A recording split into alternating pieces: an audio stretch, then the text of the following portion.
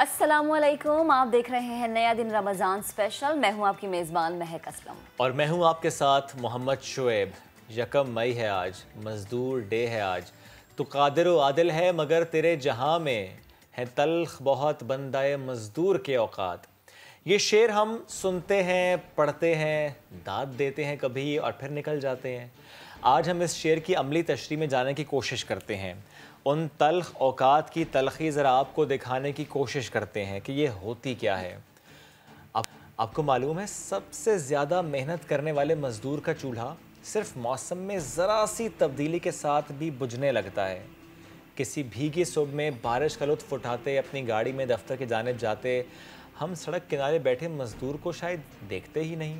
Wind screen पर पड़ती बूंदों की खूबसूरती को छोड़कर उस मज़दूर की आंख में नमी को देखने की जब कोशिश करेंगे तो उस खौफ और ख़दशे की वो तस्वीर होगा जो आज घर बच्चों के लिए क्या लेकर जाएगा। इस सोच से, इस फ़िक्र से आज़ाद हो नहीं पाएगा, क्योंकि जब मौसम तल्ख हो, बारिश हो जाए तो फिर दिहाड़ी नहीं लगती। बिल्कुल। और इस मज़दूर की आंख में ये आंसू बुनियादी तौर पर इस पूरे सिस्टम, यानी जब हम रोज़ाना की बुनियादों पर बात करते हैं ना, सिस्टम अच्छा नहीं है, ये ख़राबी है, इतना ठीक हो गया, तो मैं उसी सिस्टम की आज फिर से बात करी हूँ कि उस पूरे सिस्टम के मुँह पर एक तमाचा है।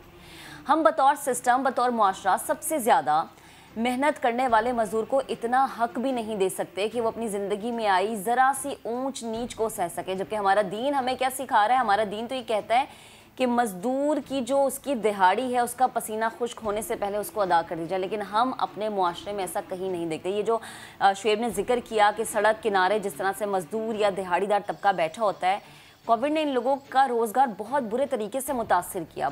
सबसे ज़्यादा जो तबका मुतासिर हुआ है मेरी नज़र में, वो ये तबका है। आज हम मज़दूरों का आलमी दिन मना रहे हैं। यकम मई को पूरी दुनिया में मज़दूरों का आलमी दिन मनाया जाता है, लेकिन अफसोस के साथ हमें ये कहना पड़ता है कि आज के दिन भी मज़दूर हमें सड़कों पर सिर्फ एक वक्त की रोटी कमाता हुआ नज़र आता है। एक वक्त की रोटी के लिए धक्के खाता हुआ नज़र आता है कि एक वक्त की रोटी मिल जाए ताकि जब वो घर पहुँचे और उसके बच्चे उससे सवाल करें कि आज हम क्या खाएंगे, तो वो जवाब नजर ना आए। सिस्टम एक और सितम भी ढाता है।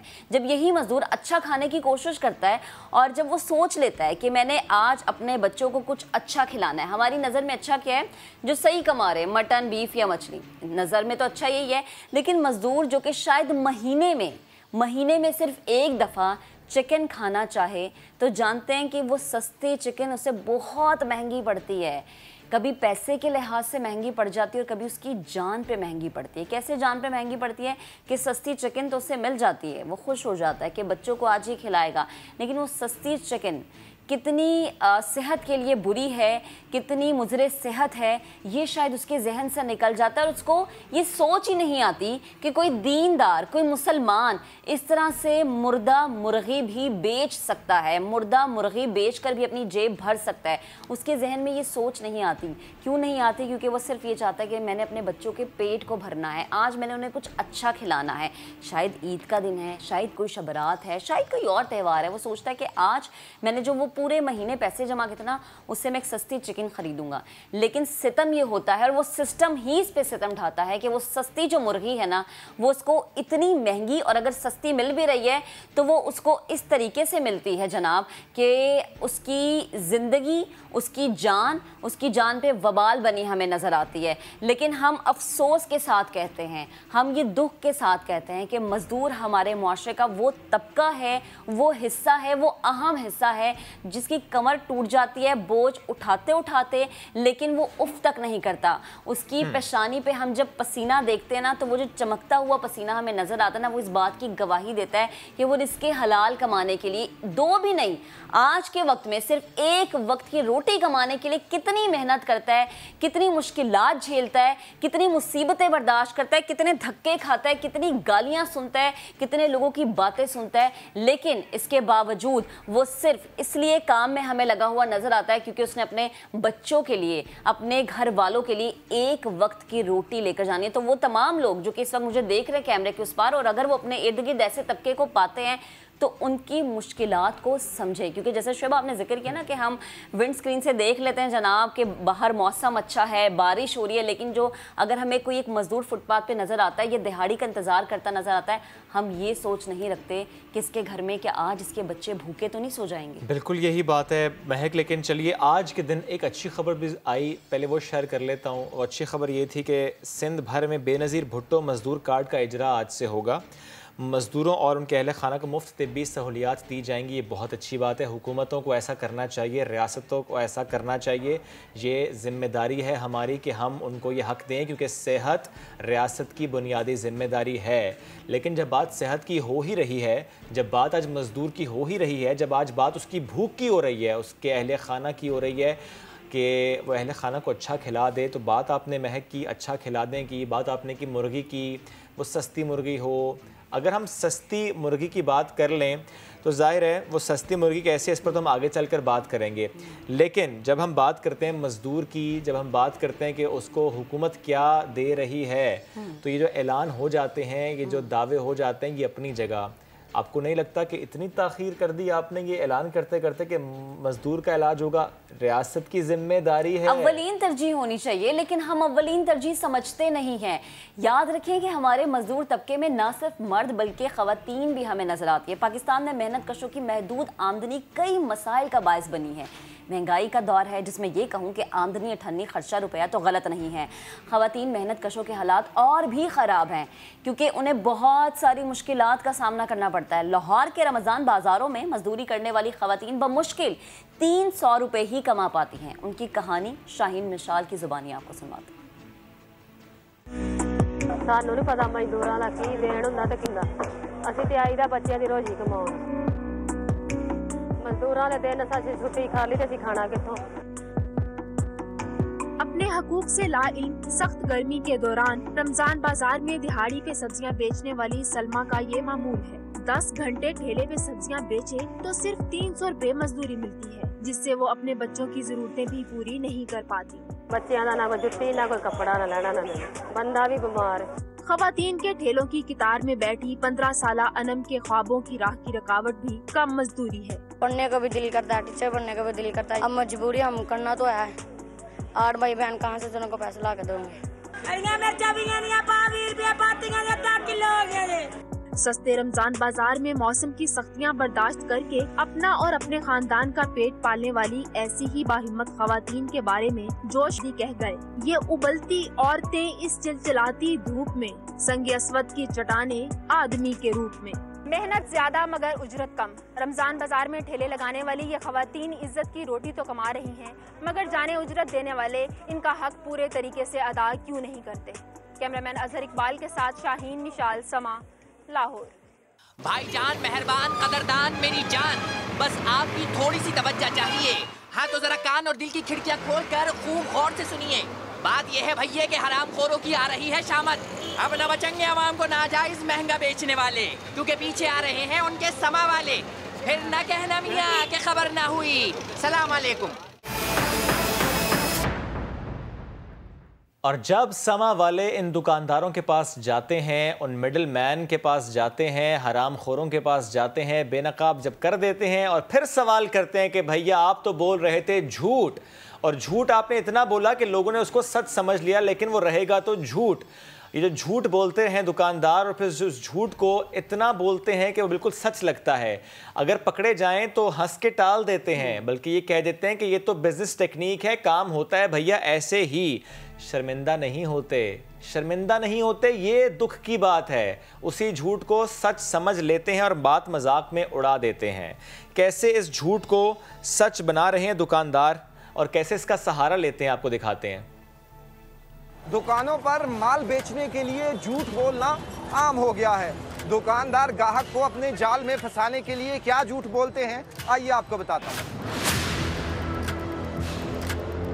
झूठ की तरफ से है ना, तो यकीन माने झूठ कारोबार स्टार्ट ही झूठ रहा। तो पास भी ये कपड़ा बहुत अच्छा, ये फलां मिल का कपड़ा, ये फलां ब्रांड का कपड़ा है, ये फलां ब्रांड का, यानी कि मुख्तलिफ ब्रांडों का नाम, लेकिन ब्रांड होता कोई नहीं है।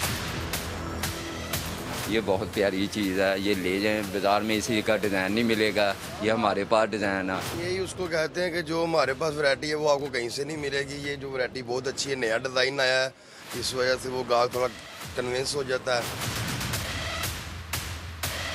आपको पता है कि औरतों को बात तो सुनानी पड़ती है, जब तक बात ना सुनाएंगे, उसमें कोई पापड़ ना बेलेंगे तो तब तक औरतें लेती नहीं। समझाना पड़ता है, बजी ये देखें ये चीज़ आई है, बिल्कुल लेटेस्ट चीज़ है, ये आपको बाज़ार में कहीं से नहीं मिलेगी। ये बाज़ार में 10,000 रुपये की है, लेकिन हम आपको 7,000 की देंगे। वो बाजी कहती भाई आप 5,000 लगा लें, चले हम कहते हैं आप 5.5 लगा लें, ऐसे पार्किंग करके वो 5,000 की दे देते हैं। हम यही कहते हैं चीज़ अच्छी है, माल अच्छा है, हमारे पास बेहतरीन है, जो हमारे पास क्वालिटी है किसी के पास नहीं है। 90% झूठ ही बोलता है, 10% सच होता है। हमने बोलना चाहिए हम आपको चीज़ अच्छी देंगे, आपका कपड़ा ख़राब नहीं होगा, मतलब कि कोई गारंटी हमारे सूट की है। और गारंटी होती है? गारंटी तो नहीं होती, लेकिन ये कस्टमर को बोलना तो पड़ता ही उसको। ढिठाई से उस झूठ को मजाक में उड़ा देते हैं और उसे सच समझने की और सच समझाने की बताने की कोशिश करते हैं। चलिए एक और किस्सा भी आपके सामने रखते हैं। टेलर की बात कर लेते हैं। अब इन्हें टेलर कहूँ या ब्लैकमेलर कहूँ, आपको आज बताते हैं कि किस तरह टेलर ईद के सीज़न में अवाम की जेबों पर खैंचियाँ चलाते हैं, सिलाई महंगी कर देते हैं, कोई कम पैसे दे तो बहानों से फिर निकलवा ही लेते हैं।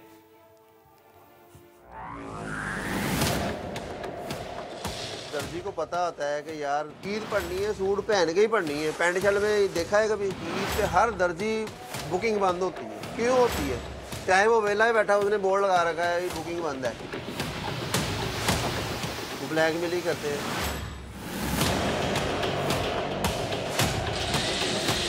तो पता है कि मैं 1000 रुपये सूट की सिलाई ले रहा हूँ, मैं अब 1500 लूँगा। पूरे साल में तो गरीब बंदा एक दफ़ा सूट सिलाता है, उसे पता है साल बाद ही इसने आना है, इसी खाल उतार लो। दर्जी सिलाई मांगता है 500 से 1000 रुपया, हालांकि बटन 1 रुपये का है, 10 बटन लगते हैं 10 रुपये के हो गए। नलकी 15 रुपये की है, बुकर 50 रुपये का लग जाता है, अच्छा लगाओ तो 70 रुपये का लग जाता है। 1000 रुपये या 1500 रुपये सिलाई मांगता है, उस पर खर्चा आ रहा है 400 से 500 रुपया। लेकिन वो क्या देखता है कि कस्टमर आ रहा है, देखा है कि यार इसकी पर्सनैलिटी अच्छी है, सूट लेके आया है 4000 रुपये का, अब ये सिलाई भी 1500 रुपये मांगेंगे, दे देगा। कई कस्टमर होते हैं ऐसे कि रेट ज़्यादा बताओ तो वो कहते हैं यार ये सिलाई अच्छी करता है, हालांकि होता कुछ भी नहीं है। जैसे ये सिंपल बटन 1 रुपये का है, ये मेटल का बटन है, ये 5 रुपये का है, तो कस्टमर जाने लगेगा, फिर दुकानदार जो दर्जी होता है उसे आवाज़ देगा सर आपने बटन फैंसी लगाने हैं कि लोकल लगाने हैं, तो वो कहेगा यार अब फैंसी लगाना, चलो कम कर लो थोड़ा सा, फिर भी वो 200 रुपया ले लेगा। 100 में से तकरीबन कोई 80% बंदे उन्हें पता ही नहीं है सिलाई का, 20% को पता है कि सिलाई यार ये टेढ़ी लगाई है या सही नहीं लगाई है, धागा मैच नहीं किया। मेरे हिसाब से तो ब्लैकमेल ही है। तो जनाब रमज़ानुल मुबारक में मुनाफाखोर सिर्फ कीमतें बढ़ाकर ही अवाम का खून चूसते नजर नहीं आते, बल्कि हेरा फेरी का एक और तरीका भी है जिस पर आम लोगों की नज़र कम ही जाती है। ये बारीक वारदात कैसे डाली जाती है, इस्लामाबाद से आबिद अली हमें बता रहे हैं। नाजरीन, जब आप फ्रूट मंडी में जाते हैं तो कभी आपने फ्रूट की क्वालिटी नंबर ए और क्वालिटी नंबर बी को चेक किया? नहीं किया होगा। इस क्वालिटी को चेक ना करने से आपके साथ क्या होता है, आइए आपको दिखाते हैं। यह है सरकारी रेट लिस्ट जिस पर हर फ्रूट की 2 क्वालिटीज और उनकी मुख्तलिफ कीमतें दर्ज हैं। अब जरा इस खरबूजे की क्वालिटी ए देखें, बिल्कुल साफ, रंग गहरा जर्द। क्वालिटी बी में रंग ही नहीं, साइज का भी नुमाया फर्क। पैसे पर लगता है कि चीज़ों में फ़र्क आ जाता है ना, वजन में फ़र्क होता है, क्वालिटी फ़र्क होता है, कलर में फ़र्क होता है, तो डैमेज नहीं होता, निशान नहीं होता। अब ये गर्मा ही ले लीजिए, इसके माल ए के 15 किलो वाले कार्टन की कीमत 1000 से 11000 तक है। दुकानदार को ये पड़ा 71 से 73 रुपए फी किलो। अब इसकी बी क्वालिटी देखें जिसका 18 किलो कार्टन 600 से 700 रुपए में मिलता है। दुकानदार को 33 से 38 रुपए फी किलो पड़ने वाले माल में आपको कैसे चूना लगाया जाता है, जरा देख लें। रेट लिस्ट में ना माल ए और माल बी के 2 रेट दिए हुए हैं, आपका कौन सा माल ए है और बी माल कौन सा लादा किया? मिक्स पड़ा हुआ है सर, सब अच्छे माल है, गलत इसमें नहीं है। 100 रुपए बताते हैं, 80 तक 90 100 तक देते हैं। कीमत क्वालिटी ए की और माल सारा मिक्स, ए क्वालिटी माल तो आपको पूरी मंडी में मुश्किल ही मिलेगा। सरकारी रेट कितना और ये माल ए है बी है? ए हम ए बी लगाते नहीं है भाई, ए है, ए में भी ये हालात है, इतना खराब निकला। मुनाफा और हीलाखोरों के हरबों ने अवाम को इतना आजिज कर दिया कि अब वो भी इस हेरा फेरी और बारीक वारदात की ज्यादा परवाह नहीं करते। वहाँ पे तो जो है ना एक ही रेट चल रहा होता है कि जी ये यही रेट है जो है ना, ठीक है, उसमें ये नहीं बताते कि ये ए कैटेगरी है या बी कैटेगरी है, बस जो सामने औरत है कि भाई यही है और रेट जो है ना अपनी मर्जी का ले रहे होते हैं। हमने पूरी मंडी चेक की कि कहीं इस क्वालिटी और कीमतों के इतलाक के लिए कोई इदारा या इंतजामिया का बंदा नजर आ जाए, लेकिन जब कोई ना नजर आया तो फिर हमने भी मजबूरी में मिक्स माल महंगे दाम खरीद लिया कि जब तक ये सिस्टम ठीक नहीं होता ना क्वालिटी ठीक मिलेगी ना ही सरकारी कीमत पर फ्रूट। कैमरामैन राहिल कुरैशी के साथ आबिद अली, समा, इस्लामाबाद। आपको अहम खबर देंगे। वज़ीर आज़म इमरान खान ने 249 से मुतालिक ट्वीट की है। अपोजिशन को इंतखाबी इस्लाहात पर मुज़ाकरात की दावत दे दी। इमरान खान ने लिखा है कि धांधली के दावों ने हर इंतखाबी नताइज की साख को मशकूक बनाया। अपोजिशन मौजूदा इंतखाबी निज़ाम की इस्लाह में मदद करे। कम टर्न आउट के बावजूद तमाम जमातें धांधली का दावा कर रही हैं। यही सूरत हाल डस्का में भी पेश आई। समाजी राबते का इस्तेमाल करते हुए वज़ीर आज़म इमरान खान ने ट्वीट लिखा है जिसमें उन्होंने तमाम अपोजिशन जमातों को दावत दी है और साथ ही साथ वज़ीर आज़म लिख रहे हैं कि अपोजिशन मौजूदा इंतखाबी निज़ाम की इस्लाह में मदद करे। कम टर्न आउट के बावजूद तमाम जमातें धांधली का दावा कर रही हैं और याद दिलाया है उन्होंने कि यही सूरत हाल डस्का में भी पेश आई। अपोजिशन को इंतखाबी इस्लाहात पर मुज़ाकरात की दावत दे दी वज़ीर आज़म इमरान खान ने।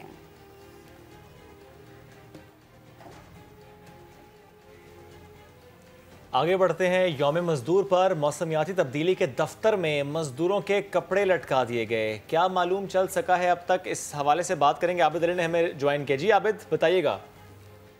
जी बिल्कुल, आज वजारत मौसमियाती तब्दीली में जब हुकाम पहुंचे हैं वजारत में तो उन्होंने देखा है कि बिल्कुल जो एंट्रेंस है उसके सामने किसी ने बहुत ज्यादा तादाद में कपड़े धोकर लटका दिए हैं, जबकि जो वजारत मौसमियाती तब्दीली की जो 3 फ्लोर हैं मुख्तलिफ जगह पर वहाँ पे कपड़े डाले हुए हैं। इस पर जब हमने वजारत से पूछा कि ये क्या हुआ है तो उन्होंने बताया कि उन्हें खुद नहीं मालूम कि ये कपड़े किसने यहाँ पर धोकर लटका दिए हैं, क्योंकि वजारत मौसमियाती तब्दीली की पूरी बिल्डिंग में कहीं भी CCTV कैमरेज नहीं इंस्टॉल हैं वहाँ पे, जिसकी वजह से पता लग सके कि ये कपड़े किसने डाले हैं। ताहम उन्होंने तहकीकात शुरू कर दी हैं कि ये किसने यहाँ पर कपड़े धोकर डाले हैं। जी शुक्रिया आबिद, आपने अपडेट किया।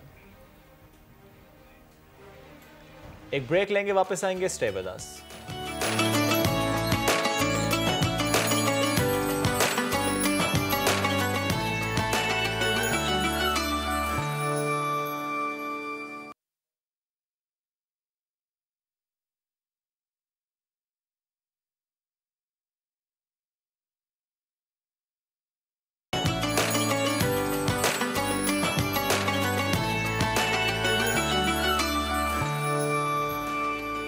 Welcome back. फिटनेस की बात करते हैं और फिटनेस के लिए लोग भरपूर जिद्दोजहद करते हैं। कुछ लोग ऐसे हैं जनाब कि जिन्हें देखकर पूरी दुनिया कहती है कमाल है भाई, कमाल है। तस्वीर नहीं, पूरी वीडियो दिखा रहे हैं आपको। एक ऐसा शख्स जिन्होंने मिस्टर पाकिस्तान का टाइटल, मिस्टर पाकिस्तान 2021 का टाइटल अपने नाम किया है। नाम है अब्दुल वहीद, लेकिन जो इस फतह के बारे में गैर मामूली चीज़ है वो है उनकी उम्र। ही इज़ 60 ईयर्स ओल्ड और इस एज में बॉडी बिल्डिंग चैंपियनशिप में ये एजाज़ अपने नाम किया है। लोगों को बड़ा हैरान किया है। आज हमें ज्वाइन कर चुके हैं अब्दुल वहीद साहब, उनसे हम गुफ्तगू करेंगे।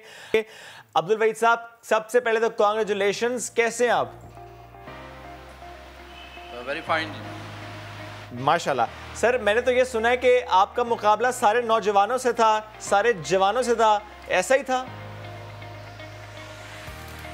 मेरा मुकाबला सिर्फ मास्टर क्लासों में होता है। ओके। इसकी कैटेगरी होती है 40 साल के ऊपर की क्लासें। अच्छा अच्छा अच्छा। तो कितने और लोग थे सर जिनके साथ ये मुकाबला था? मेरे साथ दो और थे। अच्छा। यानी कम ही होते हैं सर जो इस एज ब्रैकेट में भी इतना मेंटेन होते हैं। 6 पैक्स बने हुए हैं, बड़ी अच्छी कटिंग है, सारे मसल्स बड़े खूबसूरत, बड़ी प्यारी आपकी फिजिक। सर कितनी मेहनत की है इसके लिए और कब से मेहनत हो रही है इसके लिए? मैं अपना 16 साल से ही जिम में पड़ा हूँ अल्हम्दुलिल्लाह अल्लाह के हुक्म से, और अपना मैं ट्रेनिंग कर रहा हूँ अपनी इंशाल्लाह अल्लाह के हुक्म से। माशाल्लाह। अल्हम्दुलिल्लाह ठीक ट्रेनर कर रहा हूँ अपनी, और बच्चों को ट्रेनिंग करवाता हूँ इंशाल्लाह। और सर ये बड़ी ज़बरदस्त बात है कि इस उम्र में वो लोग ना, खुसूसन पाकिस्तान में 60 साल की उम्र में आके लोग कहते हैं कमर का दर्द है, टांगों का दर्द है, जोड़ों का दर्द है। मुझे ये बताएं कि कितनी खुराक है आपकी और इस पर कितना खर्चा आ जाता है? माशाल्लाह मेरे में अपना कोई जोड़ों का दर्द नहीं मुझे, अल्हम्दुलिल्लाह अल्लाह के हुक्म से मैं चलता हूँ। और मेरी डाइट जो है बार जो मिलता है मैं वो खुशी से खा लेता हूँ अल्लाह के हुक्म से। ज़बरदस्त इंशाल्लाह। और डाइट में तो मेरा सुबह चल जाती है, सुबह मेरा दलिया चलता है और उसमें दूध होता है, कीमा वगैरह होता है, ड्राई फ्रूट वगैरह होता है, और ये बड़ी मुश्किल से फूड मुझे करना पड़ता है। ओके। बारह अल्लाह पाक मेरा कोई ना कोई वसीला बना देता है। माशाल्लाह। सर मुझे ये बताएं कि आपके दोस्त हैं जो इसी एज ब्रैकेट के दोस्त, क्या वो सारे इसी तरह बॉडी बिल्डर्स हैं या कि कुछ दूसरे जैसे हमारे टिपिकल पाकिस्तानी इस एज ब्रैकेट के होते हैं ना, बस रेस्ट कर रहे हैं, टीवी देख रहे हैं, अखबार पढ़ रहे हैं, ऐसे भी हैं? नहीं मेरा और अपना कोई ऐसे नहीं है मेरे से माशाल्लाह। मैं ही अकेला ही वर्कआउट करता हूँ। अच्छा। सब छोड़ गए और भाग गए सारे। वो क्यों भाग गए? नहीं ये माशाल्लाह अल्हम्दुलिल्लाह बस नहीं दिल करता उन लोगों का। जी जी ठीक। अब्दुल वहीद साहब, आपको थोड़ी देर के लिए हमें रोकना पड़ेगा। अब एक अहम खबर अपने नाज़रीन को देते हैं कि इलेक्शन कमीशन ने NA 249 हतमी नतीजा जारी करने से रोक दिया है। ताज़ा तरीन खबर जिससे मुतालिक आपको अपडेट कर रहे हैं, इलेक्शन कमीशन ने NA 249 से मुतालिक हतमी नतीजा जो था वो जारी करने से रोक दिया है। और इलेक्शन कमीशन ने NA 249 का हतमी नतीजा जारी करने से रोका। याद रहे कि बहुत सारी वो पार्टियां जो कि हार गई थी, जिन्हें शिकस्त हुई थी, उन्हें तहफ़्फ़ुज़ात थे। इलेक्शन कमीशन ने तमाम उम्मीदवारों को नोटिस जारी कर दिया है। और इसी खबर से मुतालिक जो है हमने आपको पहले भी अपडेट किया था कि इमरान खान साहब ने एक ट्वीट लिखा था जिसमें उन्होंने तमाम अपोजिशन जमातों को दावत दी थी कि वो मिलकर बैठें, और क्योंकि उन्होंने याद दिलाया था कि डस्का में भी कुछ ऐसी ही सूरत हाल पैदा हुई थी। और अभी जो डेवलपमेंट इस खबर से मुतालिक वो ये है कि इलेक्शन कमीशन ने NA 249 का हतमी नतीजा जारी करने से रोक दिया है। इसी पर बात करेंगे। जुल्करनैन इकबाल ने हमें ज्वाइन किया। जुल्करनैन, क्या वजह बनी, क्यों हतमी नतीजा जारी करने से रोका गया है? श्वेत मिफ्ता इस्माइल जो मुस्तकिल नून के उम्मीदवार थे वो 249 से, उनकी जानिब से सुबह इलेक्शन कमीशन में दरखास्त दायर की गई थी जिसमें ये सदा की गई थी कि पूरे हल्के में दोबारा रिकाउंट किया जाए, क्योंकि जो फॉर्म 47 और फॉर्म 45 है इनके नताइज में फर्क है, ऐसा कहना था दरखास्त से मिफ्ता इस्माइल का।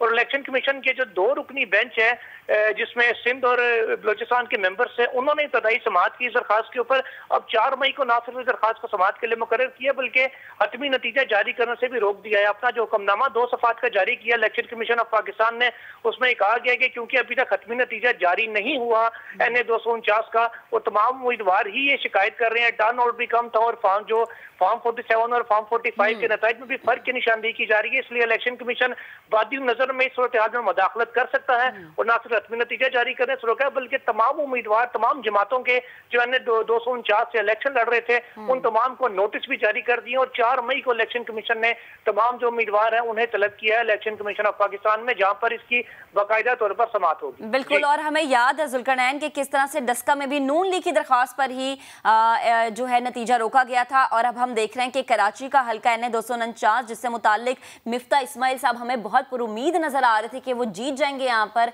लेकिन हमने देखा कि लास्ट ही कुछ घंटों में जो है वो बाजी पलटी और बाजी चली गई पीपल्स पार्टी की झोली में। जीत पीपल्स पार्टी को नसीब हुई, लेकिन अब जो हतमी नतीजा है वो रोक दिया गया है इलेक्शन कमीशन की जानिब से। इलेक्शन कमीशन ने रोका है नतीजा। मिफ्ता इस्माइल की दरख्वास्त 4 मई को समाअत के लिए मुकर्रर की गई है। मिफ्ता इस्माइल ने हल्का 249 में दोबारा गिनती की दरख्वास्त की है और NA 249 का नतीजा ताहाल जारी नहीं हुआ है। इलेक्शन कमीशन का ऐसा कहना है। याद रहे कि PTI के फरोख हबीब साहब की जानिब से इलेक्शन कमीशन पे थोड़ी सी तनकीद सामने आई थी और बार बार ये कहा जा रहा था कि ऐसा कैसे हो सकता है कि आखिरी वक्तों में जीत जो है पीपल्स पार्टी के हाथ में चली जाए। और हमें शुएब ये भी याद है कि हमने देखा कि इस नतीजे में किस तरह से PTI दूसरे या पहले नंबर से, आई थिंक शायद 6ठे नंबर पर आई थी और पीपल्स पार्टी 6ठे नंबर से पहले नंबर पे गई थी। और पीपल्स पार्टी जब जीती तो बिलावल भुट्टो जरदारी ने ट्वीट भी किया और बल्दिया का शुक्रिया भी अदा किया, शुक्रिया अदा किया उन्होंने कराची की आवाम का। लेकिन जो भी अहम डेवलपमेंट है इससे मुतालिक वो हम आपके साथ शेयर कर रहे हैं कि इलेक्शन कमीशन ने NA 249 का हतमी नतीजा जारी करने से रोक दिया है। याद रहे कि इससे पहले डस्का में भी नून लीग की ही दरख्वास्त पर नतीजा रोका गया था और इस दफा भी मिफ्ता इस्माइल की जानिब से ही दरख्वास्त दी गई है। और ये वही इलेक्शन है जिस पर हमने देखा कि ट्विटर पर मरियम नवाज और बिलावल भुट्टो भुट्टो के और मुस्लिम लीग नून के और पीपल्स पार्टी के बहुत ज़्यादा तनकीदी ट्वीट सामने आ रहे थे। और इसी से मुतालिक अभी हमने आपके साथ शेयर भी किया था कि इमरान खान साहब ने ट्वीट लिखा था और उस ट्वीट में वो लिख रहे थे कि अपोजिशन इंतखाबी इस्लाहात पर मुज़ाकरात की मैं उन्हें दावा देता हूँ। और साथ ही साथ उन्होंने कहा था कि धांधली के दावों ने हर इंतखाबी नताइज को मशकूक बनाया है, उसकी साख को मुतासर किया है। NA 249 इसका इंतखाब, इससे मुतालिक कुछ और बातें भी ज़रा आपके सामने रखते हैं। कादिर खान मंदोखेल साहब पीपल्स पार्टी के उम्मीदवार जिन्होंने यहाँ से 16,156 वोट लिए थे और गैर हतमी गैर सरकारी नतीजे के मुताबिक वो कामयाब करार पाए, तो उससे पहले मिफ्ता इस्माइल साहब ऊपर जाते दिखाई दे रहे थे। लेकिन अगर हम इसको एक और तनाजुर में देखें, चूँकि ज़ाहिर है सब सियासी जमातें पीपल्स पार्टी के अलावा इस पर तनकीद करती नज़र आ रही हैं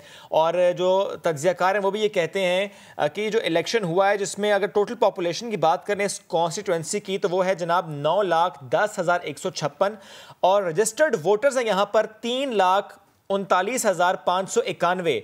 इस तरह देखा जाए तो तकरीबन 5% वोटर्स टर्न आउट था और उसमें से भी सिर्फ 2% टोटल एडल्ट पॉपुलेशन था जिन्होंने इस कॉन्स्टिट्यूंसी में वोट दिया था। यानी उस 2% एडल्ट पॉपुलेशन ने डिसाइड कर दिया कि हमारा उम्मीदवार ये है जो कि कामयाब होगा। इस पर ज़रा तनकीद भी हो रही है कि ये कैसा इंतखाब था जिसमें इतना कम टर्न आउट था और उसके बाद ये पीपल्स पार्टी के नाम हुआ है। और पीपल्स पार्टी की जब हम बात करते हैं तो पीपल्स पार्टी की क्या परफॉर्मेंस है सिंध में और क्या परफॉर्मेंस है कराची में, इस पे सवालात अपनी जगह।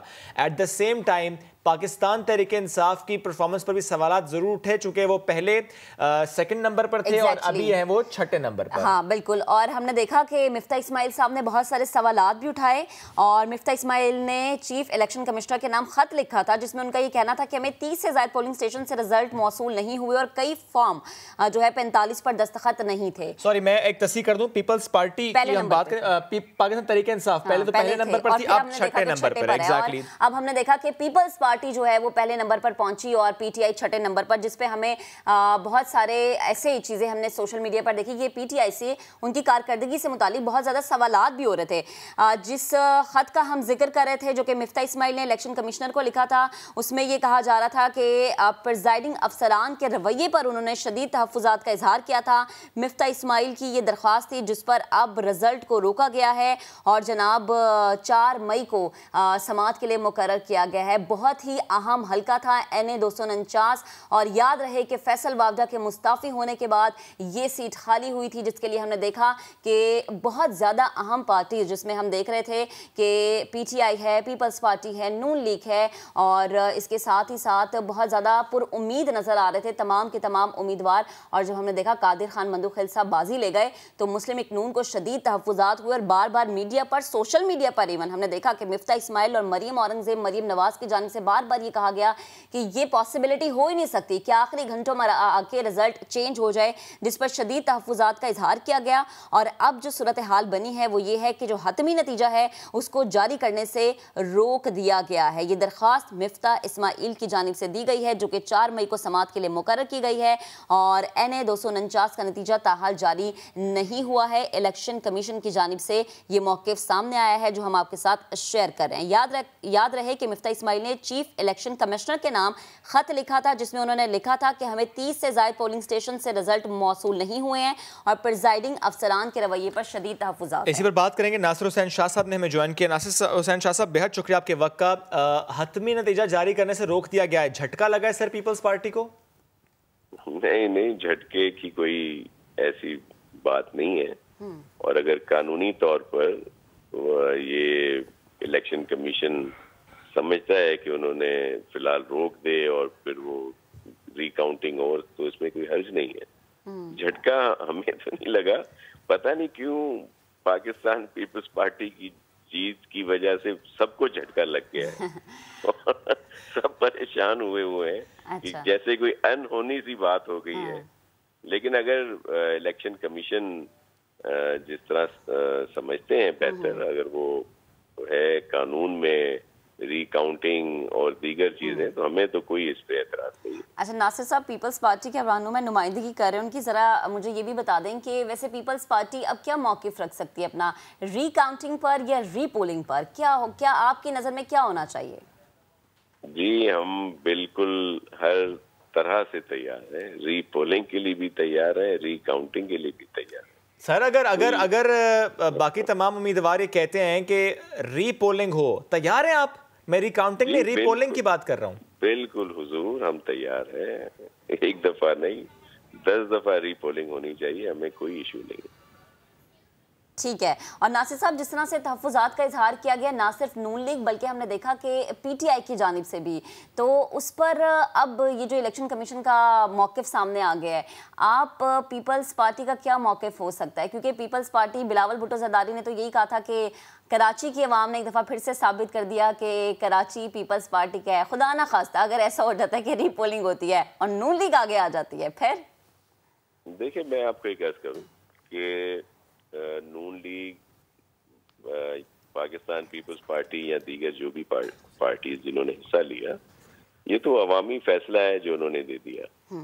नून लीग को ज्यादा इसलिए कि वो समझ रहे थे कि वो बस उन्हीं की सीट है, वो ये मानने के लिए तैयार ही नहीं है, अपनी हार जो है ना तस्लीम ही नहीं करना। हालांकि उनके जब 2018 के इलेक्शन हुए तो 35,000 के इर्द गिर्द वोट मिले थे मियां साहब को, शहबाज शरीफ साहब को। तो नासिर साहब 4 मई को फिर आप जा रहे हैं? हाँ, तो हम तो जाएंगे ना, तो उसमें जो भी बात होगी उसमें करेंगे। जो आपने पीटीआई की बात की, पीटीआई को तो आप देख लें कि किस नंबर पे आए हैं, और अब भी वो अगर इस बात करें, हमने वो ये बता दें कि कहीं किसी ने किसी के वोटर को रोका है, या तो वो इल्जाम ये लगा दें। पूरा दिन तो किसी ने इल्जाम नहीं लगाया। जब ये इलेक्शन के रिजल्ट आने लगे और आपकी मीडिया पे ही सब कुछ आ रहा था। ठीक है सर, एतराज़ात इसलिए भी उठे चुके नतीजा बहुत ताख़ीर से आया। नासिर साहब थैंक यू वेरी मच, साथ मौजूद थे, इस वक्त हमें ज्वाइन किया है फवाद चौधरी साहब ने, वज़ीर इत्तलात हैं। फवाद साहब बेहद शुक्रिया आपके वक्त का। फवाद साहब, इमरान खान साहब ने भी ट्वीट की और आपकी जमात का मौक़िफ़ भी है कि जो टर्न आउट था बहुत कम था और ये पाकिस्तान तहरीक इंसाफ की सीट थी, और अभी जो इलेक्शन कमीशन ने कह दिया कि नतीजा हम रोक रहे हैं, आपको लगता है कि कुछ हालात बेहतरी की तरफ जाएंगे? आपको भी कोई इसका फ़ायदा होगा, या कि आपको लगता है कि नहीं, मिफ्ता इस्माइल साहब की दरख्वास्त पर हुआ तो शायद आगे चलकर नून लीग को ही फ़ायदा होगा? देखिए, पहली बात तो यह है कि ये तो सही है, तो इलेक्शन कमीशन ने इसके रिजल्ट जो है वो रोका है। उसकी वजह यह है कि इसके ऊपर इतना ज्यादा तनाज़ा है कि हर जो पार्टी है उसने इसके ऊपर ऑब्जेक्शंस किए हैं, इसके ऊपर एतराज़ किया है, और जाहिर है कि जो लोग जीते हैं उनको खुद भी यकीन नहीं आ रहा कि हम जीत कैसे गए। लिहाजा ये जो रोकने का तो बिल्कुल मामला सही है, लेकिन आप देखिए कि अगर आप फिगर्स उठा करके देखें, 21% टोटल जो है वो यहाँ पर पोलिंग हुई है, और जो जीतने वाले साहब हैं वो 5% रजिस्टर्ड वोट्स का लेके एमएनए बने हैं। अब कितनी कम उसके ऊपर आप मुझे बताइए कि कैसे जो है वो आप उसको जो है वो कर सकते हैं, आप उसको कैसे जो है वो आप उसके ऊपर जो है एक मेंबर नेशनल असेंबली इलेक्ट करेंगे, या वो क्या रिप्रेजेंटेशन करेगा जो अपनी आबादी की 5% से भी कम पॉपुलेशन का इलेक्टेड है। सो मेरे ख्याल में अल्टीमेटली इलेक्शन रिजल्ट की रीकाउंटिंग नहीं जी, ये हमें री इलेक्शन की तरफ जाना चाहिए। सही। और इलेक्शन कमीशन, और दूसरी बात यहाँ पे ये मैं अर्ज कर दूं कि पीएमएलएन में ये जो भी लोग बैठे हुए बातें कर रहे हैं, जब हम इस्लाहात की बात करते हैं, जब हम रिफॉर्म्स की बात करते हैं, तो उस वक्त तो ये कहते हैं कि उसकी जरूरत ही नहीं है। तो आज किस मुंह से जाके इलेक्शन कमीशन को कहते हैं कि आप ये कर दें और वो कर दें? जब आप पॉलिटिकल पार्टीज, पीपल्स पार्टी और पीएमएलएन इस्लाहात के लिए तैयार ही नहीं है, जब वो इलेक्शन सिस्टम के अंदर बेहतरी के लिए प्राइम मिनिस्टर साहब वाहिद आदमी इस वक्त पाकिस्तान में जो इस्लाहात की बात कर रहे हैं वो इमरान खान कर रहे हैं। बिल्कुल, अभी हमने एक ट्वीट भी उनका शेयर किया था। फवाद साहब एक और चीज जरा समझाएगा, ये तो एक सवालिया निशान है ना कि हमने देखा कि यहाँ पर पीटीआई पहले नंबर पर थी, एकदम से छठे नंबर पर। कारकर्दगी पर तो सवाल उठता है, पार्टी के अंदर इस पर कोई बात हुई या कोई वजीर आजम की तरफ से हिदायत जारी की गई, क्योंकि पहले से छठे पर आ जाना? देखिए, बात यह है पीटीआई जो है ना धड़ों की पार्टी नहीं। हमारे जो वोटर है, मेन वोटर आता है आम आदमी जो होता है, जो किसी धड़े से एफिलिएटेड नहीं है, इंडिपेंडेंट होता है। सो पहली शर्त पीटीआई के इलेक्शन जीतने के लिए ये है कि पोलिंग वहां पर जो है वो अपनी शरह बहुत बड़ी तादाद में पोलिंग हो, क्योंकि हमारे वोट जो हैं वो ना तो कोई लोगों के बिके हुए वोट होने हैं, ना ही खरीदे हुए वोट होने हैं। ये तो इंडिपेंडेंट मिडिल क्लास की पार्टी है, और मिडिल क्लास वोटर अगर बढ़ेगा, वोट जो है वो होगा, तो पीटीआई जीतेगी। अगर हमारा वोटर ही नहीं आएगा या वो हल्कों में वोटर ही नहीं निकले, तो फिर पीटीआई कहाँ से? ये तो कोई कारकर्दगी का इसलिए कोई पैमाना नहीं है कि वोट ही पोल नहीं हुआ। 21% भी वोट पोल नहीं हुआ। सर ये तो फवाद साहब सॉरी टू कट, बट अगर आप कहते हैं कि इससे 5% वोटर्स टर्न आउट था सर, तो इसका मतलब ये हुआ कि पाकिस्तान तहरीक-ए-इंसाफ वोटर्स को निकाल नहीं पाई। सर ये तो एक सीधा साधा मामला, ऐसे हम समझेंगे कि जो पहले सीट रवायती जमातों के पास थी, फिर पाकिस्तान तहरीक-ए-इंसाफ को मिली, फैसल वाडा साहब यहाँ से जीते, उसके बाद आज फिर रवायती जमातें वहाँ पे हमें नजर आ रही हैं। आप तो छठे नंबर पर चले गए। दैट मीन्स कि पीटीआई फेल हुई अवाम को निकालने से। नहीं, कराची ने मैंडेट देने से इनकार कर दिया, या पीटीआई के उम्मीदवार कराची वालों को निकालने से जरा घबराए नजर आए कि नहीं निकाल पाए उनको? देखिए, एक ओवरऑल माहौल भी होता है वोटर के निकलने में और करने में। कोविड ने यहाँ जो कोरोना पे आप देखिए, जो हिंदुस्तान में जिस कदर पीक पे है कोरोना, तो मैं तो समझता हूँ कि ये इलेक्शन ही आगे जाने चाहिए थे, अभी होने ही नहीं चाहिए थे। और इन हालात में लोगों का निकलना बड़ा मुश्किल था। कोरोना इतना ज्यादा जो है वो फैला हुआ है। फवाद साहब ये तो नहीं हो सकता ना कि कोरोना सिर्फ ये देख रहा है कि पीटीआई को उम्मीदवार निकले, पीटीआई के वोटर निकलेंगे। किसी का भी झंडा निकला। देखिए, अभी आपने खुद ही कहा 21% भी नहीं पोलिंग हुई, तो इसका मतलब ये हुआ कि कोई इंडिपेंडेंट लोग तो नहीं निकले। सिर्फ जो अपना एक धड़ों के वोट थे वो जाके पोल हुए हैं। तो अभी आप अपनी बात की कंट्रडिक्शन कर रहे हैं खुद ही। अच्छा फवाद साहब, वोट डालने के लिए नहीं निकले। जी अच्छा फवाद साहब, मुझे ये भी समझाएगा, क्योंकि हम देख रहे हैं कि जब वजीर आजम कराची आए थे उसके बाद हमने देखा कि बहुत सारे हलकों ने ये कहा, बड़े बड़े साफियों ने कहा कि वजीर आजम साहब कराची को बिल्कुल इग्नोर करें। ये भी एक वजह हो सकती है कि कराची की आवाम ने अब ये फैसला कर लिया कि बस अब हमने एक टाइम पे अगर पीटीआई को वोट दिया था एक अच्छी उम्मीद के साथ, वो उम्मीद तो बर नहीं आई, तो अब हमने पीटीआई को वोट नहीं देना। बिल्कुल भी बात आपकी दुरुस्त नहीं है। पहली बात तो यह है कि मैं कराची के अवाम को मुबारकबाद देना चाहता हूँ। 1970 के बाद पहली बार कराची के लोगों ने वफाक की जमात को वोट दिया, वरना तो यहाँ पर लिसानी वोट होता है। ये जुबान की बुनियाद के ऊपर, एथनिसिटी बुनियादों के ऊपर वोट होता है। तो बहुत बड़ी कंट्रीब्यूशन है इमरान खान की और पीटीआई की, जिन्होंने कराची को दोबारा एक मुल्की धारे में शामिल किया।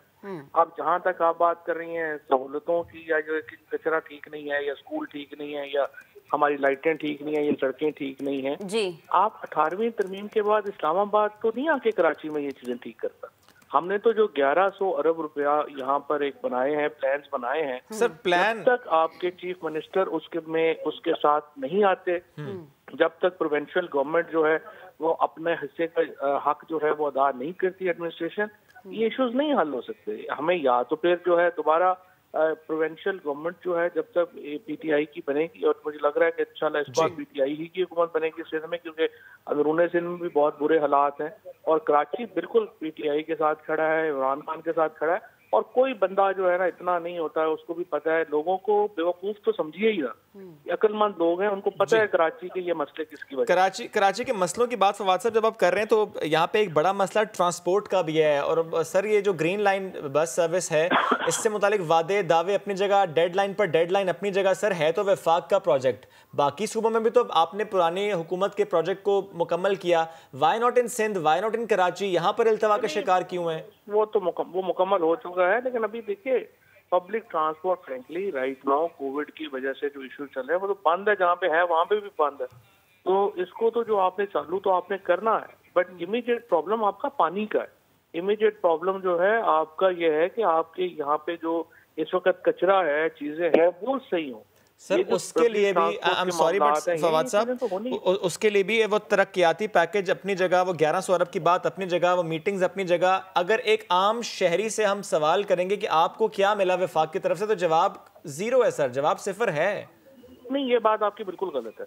दोबारा मैं आपसे अर्ज कर रहा हूँ, आप आम आदमी को बेवकूफ तो समझना छोड़ ही दें। जो आपका ख्याल है ना कि आम आदमी को तो पता ही नहीं है, हम तो टीवी पे बैठते हैं हमें तो बहुत पता है, ऐसा नहीं है। आम आदमी को बड़ी चीजों का पता है। उनको पता है प्रोविंशियल गवर्नमेंट का क्या रोल है, फेडरल गवर्नमेंट का क्या रोल है, और फेडरल गवर्नमेंट ने अपना क्या हिस्सा अदा किया है, क्या शेयर उनका है, प्रोविंशियल गवर्नमेंट ने क्या नहीं किया जो उन्हें करना है। तो this is an issue. I think I don't see any problem with that, but I believe कि ये जो 249 का इलेक्शन हुआ है, इससे मजीद इस बात के ऊपर एम्फेसिस आता है कि इलेक्टोरल रिफॉर्म्स होने चाहिए, इस्लाहात की तरफ बढ़ना चाहिए और पीपल्स पार्टी और PMLN को इस पर सोचना चाहिए। ठीक है फवाद साहब, बेहद शुक्रिया, आप गुफ्तगू कर रहे थे और जिस तरह से हमने देखा कि पीपल्स पार्टी का मौक़िफ़ भी और PTI का मौक़िफ़ भी हमारे सामने आया।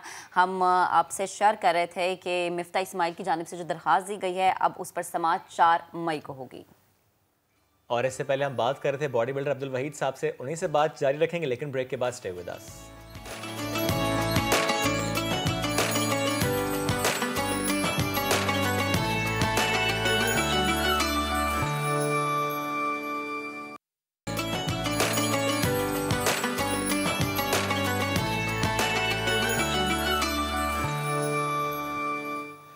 Welcome back. पिछले घंटे हम बात कर रहे थे अब्दुल वहीद साहब से। 60 इयर्स ओल्ड बॉडी बिल्डर हैं और मिस्टर पाकिस्तान 2021 का टाइटल जीता है मास्टर्स कैटेगरी में।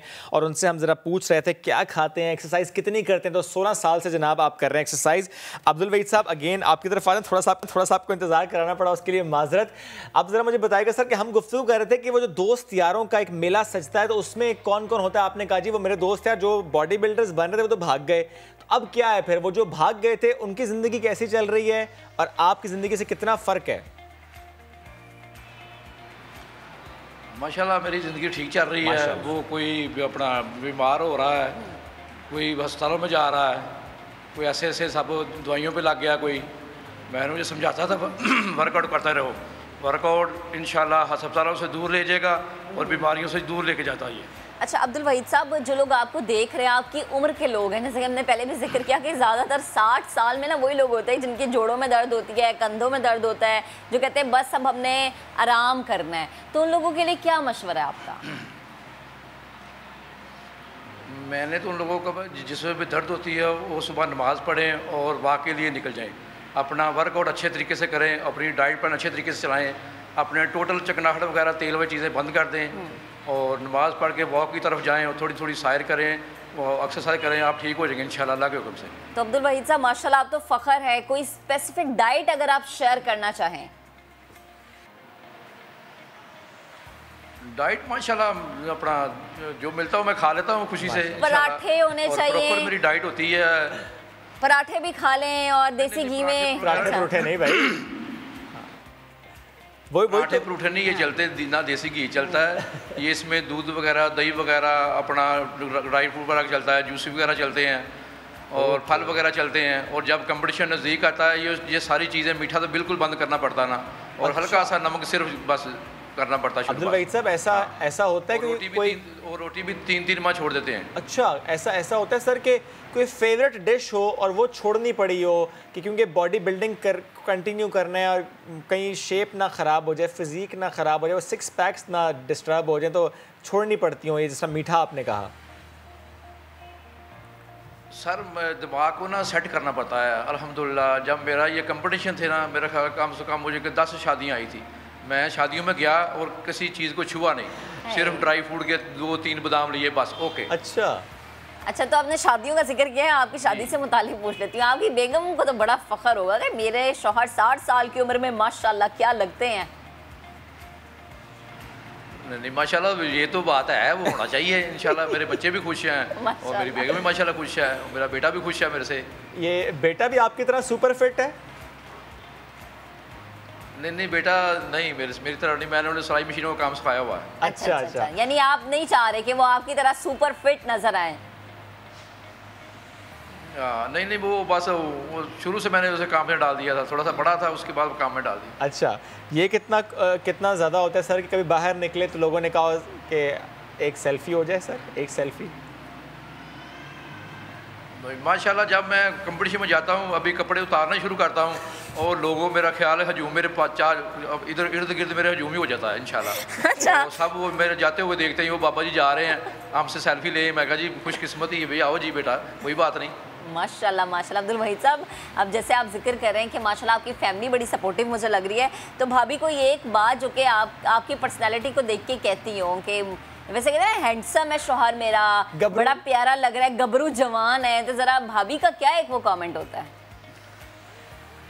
नहीं भाभी का माशाल्लाह ठीक होता है और सब जब मैं ये कंपटीशन जीत के गया तो और सब ने बड़ा अच्छा महसूस किया और ज़ाहिर है औरतें भी आती घर में आई थी उनके माशाल्लाह आपका हस्बैंड बहुत फिट है माशाल्लाह, आपने मिस्टर लाहौर और मिस्टर पंजाब और मिस्टर पाकिस्तान का टाइटल जीत लिया इन्होंने।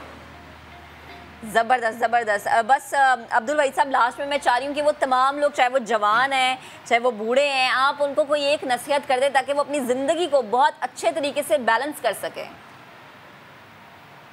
मैं तो अल्हम्दुलिल्लाह उन लोगों को यही कहूँगा, अपनी नमाज सुबह फजर की नमाज़ पढ़ के वॉक पे निकलो और अपना डाइट प्लान को अच्छे तरीके से चलाओ, चिकनाहट टोटली वगैरह बंद कर दो, कोई बीमारी नहीं आपको रहेगी इंशाल्लाह। अस्पतालों से दूर चले जाएंगे और बीमारियों से दूर चले जाएंगे आप लोग इंशाल्लाह अल्लाह के हुक्म से।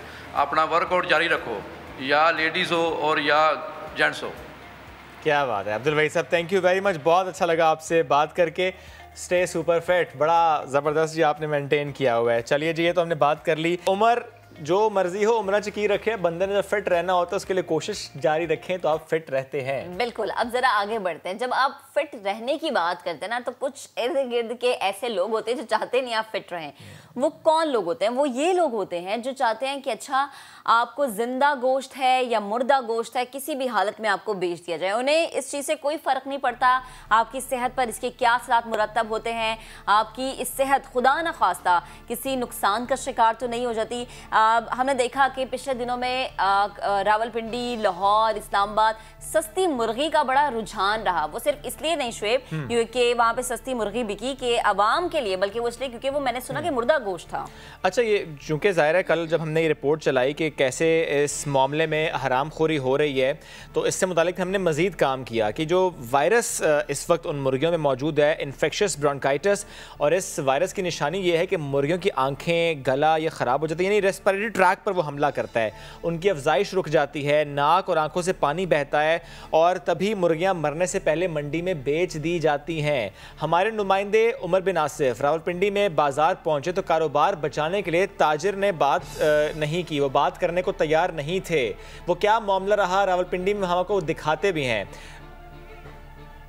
जी बिल्कुल, देखें मैं इस टाइम मौजूद हूँ रावलपिंडी की मुर्गी मंडी में। यहाँ पे जो हमारी व्यापारियों से बात हुई तो उनका यही कहना था कि मुर्गियों में आजकल जो इन्फेक्शन पाया जा रहा है उसकी वजह से वो खाना पीना छोड़ देती हैं, उनकी आंखों से पानी आना शुरू हो जाता है। हमने जब व्यापारियों को कहा कि अपना ये बात तो कैमरे पर आके कहें तो उनकी जानिब से कोई भी शख्स जो है कैमरे पर नहीं आएगा। अभी भी यहाँ पर जो है बहुत ज़्यादा लागिर मुर्गियाँ मौजूद हैं जो जिनकी आंखों से भी पानी बह रहा है। बड़ी तादाद में जो मुर्दा मुर्गियाँ हैं उनको भी अलग अलग जगहों पर डंप लगा के रखा गया है। ज़िला इंतज़ामिया से जब हमने रब्ता किया तो जो एसी सिटी है पहले तो उन्होंने कहा था कि वो यहाँ पे हमारे साथ आएंगे और यहाँ पे तमाम तर चीज़ों को चेक करेंगे, लेकिन इसके बाद उन्होंने उनकी जानिब से भी कोई रब्ता नहीं किया गया। यहाँ पे अगर देखा जाए तो यहाँ पे जितने भी दुकानदार हैं उनका यही कहना है कि हुकूमत की जानिब से एक बाकायदा तरीक़ाकार वज़ा करना चाहिए जिसके तहत मुर्गियों की जो सेहत है उसका जाँचा जा सके और म्यार के ऊपर उतरने वाली ही मुर्गियाँ बाज़ार में आए ताकि जितने भी सार्फिन हैं वो सेहतमंद मुर्गी से इस्तेफ़ादा हासिल कर सकें। यहाँ पे मुख्तलिफ जगहों पे अगर दुकानों पे जब हम गए तो वहाँ पे जितनी भी मुर्गियाँ थी बिल्कुल ही सेहत से गई गुजरी थी और उनकी सेहत ऐसी नहीं थी कि वो सेल हो सकें। जी उमर बिन आसिफ ने हमें इससे मुतालिक अपडेट किया। तो ये वो मुर्गी है जो कि सही नहीं है और इसीलिए सस्ती मिल रही है। 130 रुपए किलो मिलने वाली मुर्गी में कुछ ना कुछ मसला, कुछ ना कुछ गड़बड़ तो होगी, तभी तो इतनी सस्ती वो मिल रही है। ये तो मामला सिर्फ उस बीमार मुर्गी का है जो कि 130 रुपए किलो मिल रही है, वरना अक्सर देखा तो ये भी गया कि 30 रुपए, 40 रुपए, 50 रुपए किलो भी मुर्गी मिल जाती है। वो मरी हुई मुर्गी होती है जो इस तरह मिल रही होती है। ये बीमार मुर्गी, वो मुर्गी जिस पे वायरस ने हमला किया हो, या मरी हुई मुर्गी, ये गोश्त खाने से कितना नुकसान हो सकता है, हराम तो है ही है, सेहत पर कितना नुकसान है इसका, इस पर बात करने के लिए आज हमें ज्वाइन किया है हेल्थ एंड फिटनेस स्पेशलिस्ट हैं आप सोनिया लोधी साहिबा। Thank you very much for joining us. कैसी हैं आप?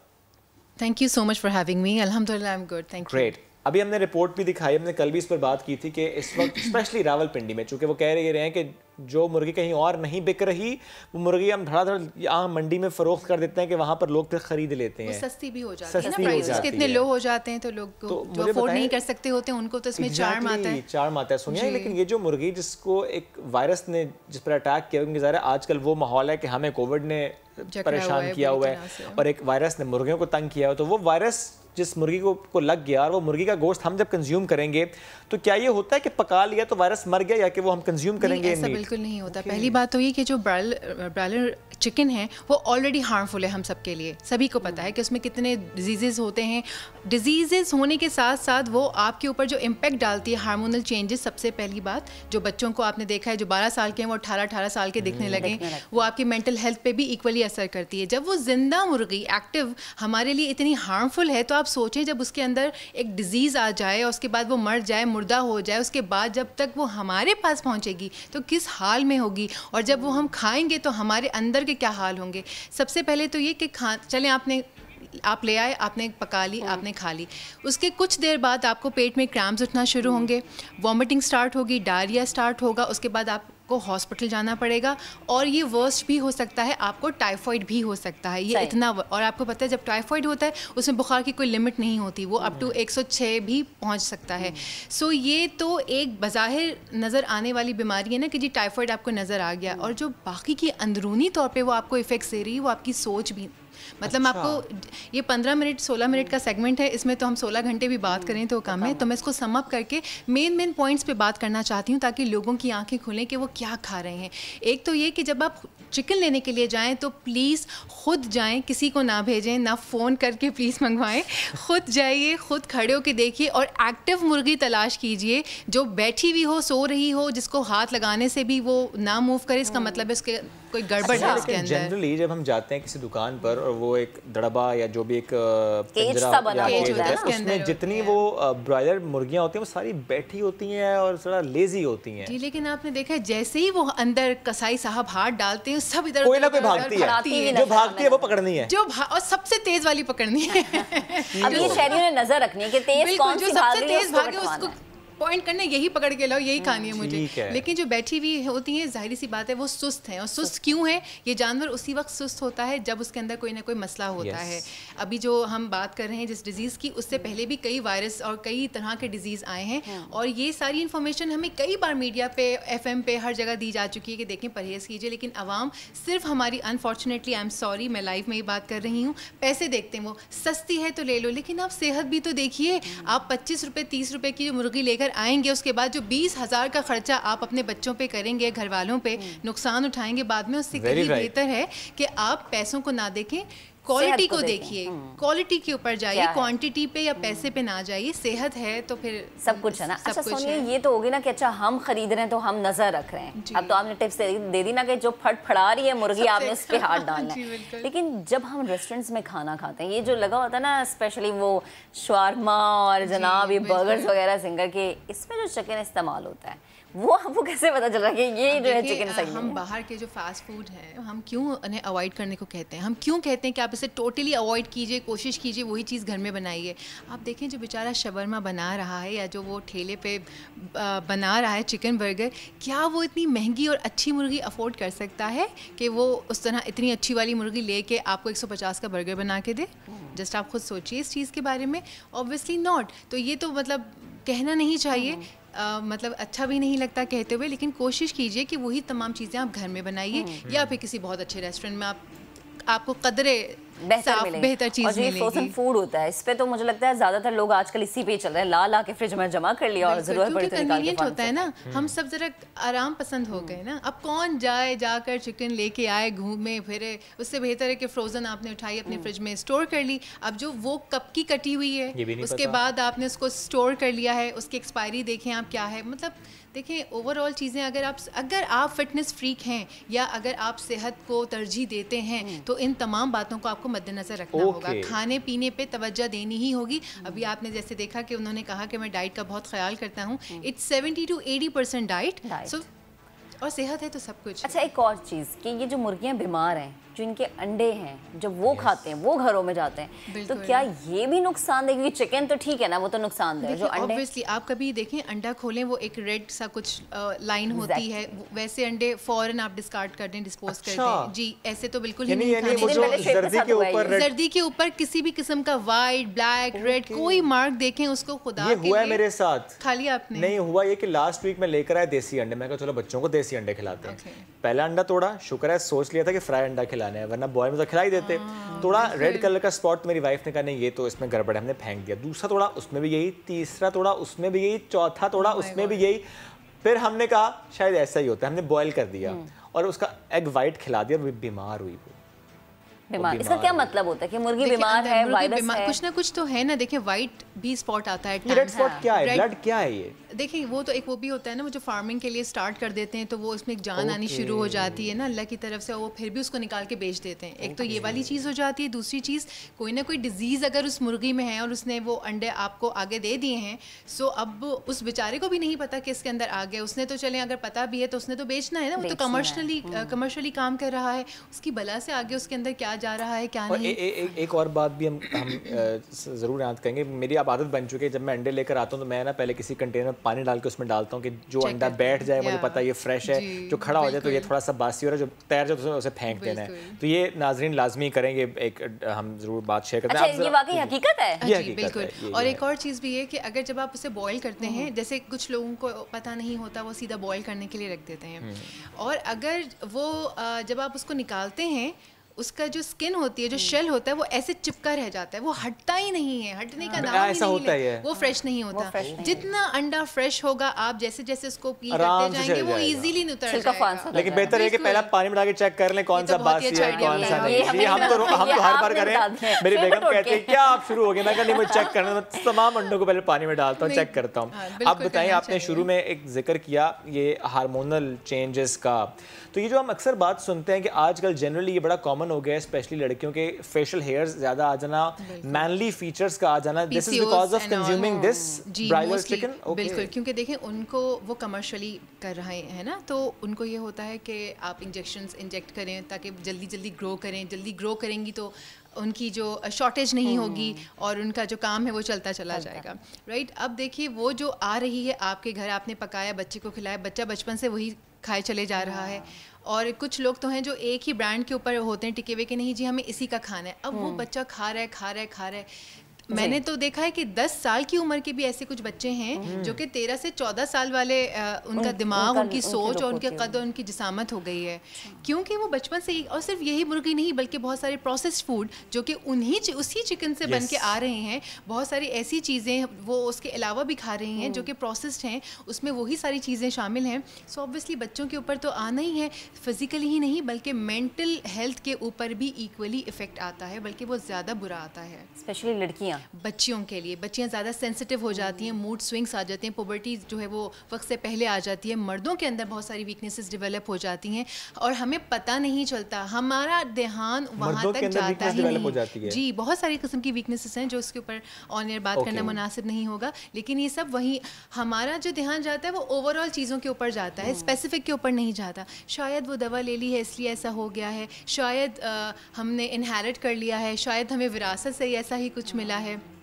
ऐसा नहीं होता तो आपके जो पुराने जो आपके अबाओ अजदाद एंसेस्टर्स जो थे, वो तो देसी घी पी लेना, ये उठाना वो उठाना, उनकी उम्रें देखें कहाँ कहाँ तक थी, उनकी जिसामत, उनकी हेल्थ। और अगर हम उससे कंपेयर करें आज के दौर से तो हमारे बच्चे उठा ही नहीं पाते, वो वज़न नहीं उठा पाते। बच्चों तो छोड़ें, वो जो 19-20 साल के लड़के होते हैं वो उतने एक्टिव नहीं होते, टायर्ड हो जाते हैं। हम एंड्रॉयड बने हुए हैं, बस सामने हमारे टैब हो, कुछ हो, उसी के ऊपर हर चीज़ जो है डिजिटल हो जाए, सब कुछ डिजिटल हो जाए, वर्कआउट भी नहीं करना, खाना अच्छा पीना। इसी वजह से क्योंकि उनकी डाइट ऐसी हो गई है, हम देख रहे हैं कि आजकल हर चीज में चिकन है। देखिए, तो पकता भी बहुत इजी है ना, पकता जल्दी पक जाता है, 10 to 15 मिनट्स में फ्राई किया, बॉईल किया, तैयार हो जाता है, कन्वीनियंट है, इजीएस्ट सोर्स ऑफ प्रोटीन है। जी, इजीएस्ट सोर्स तो है, लेकिन उसके अलावा जैसे रेड बीन्स हैं उसमें भी उतना ही प्रोटीन होता है।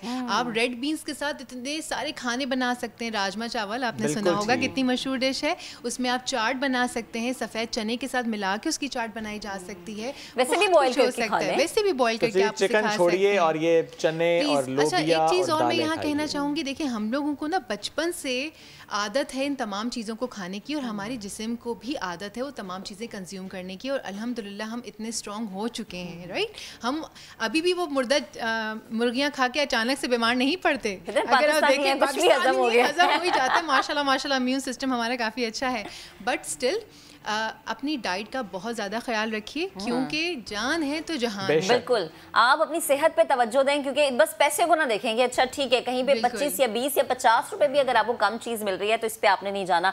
सुनिए, बेहद शुक्रिया आपका, क्योंकि टॉपिक इस पे हम जितनी बात करें कम है।